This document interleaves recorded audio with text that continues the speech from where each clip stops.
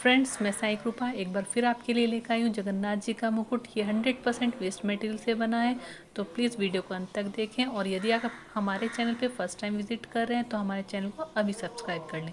चलिए शुरू करते हैं आज का वीडियो।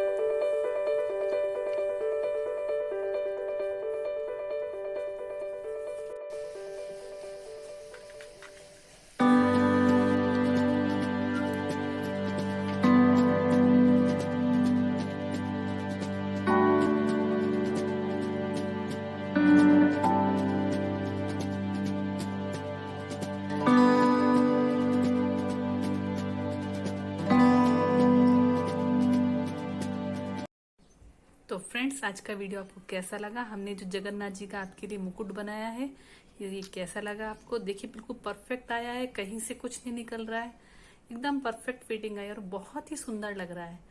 तो फ्रेंड्स, आप भी अपने जगन्नाथ जी के लिए इस मुकुट को जरूर बनाएं। और हाँ, वीडियो के अंत में मैंने जितने भी आपको मुकुट दिखाए हैं उन सब का लिंक मैं नीचे डिस्क्रिप्शन बॉक्स में दे दूंगी, वहाँ से देख लीजिएगा। प्लीज़ फ्रेंड्स, वीडियो को ज़्यादा से ज़्यादा शेयर कीजिए। नेक्स्ट वीडियो में फिर मिलते हैं। ओम साई राम।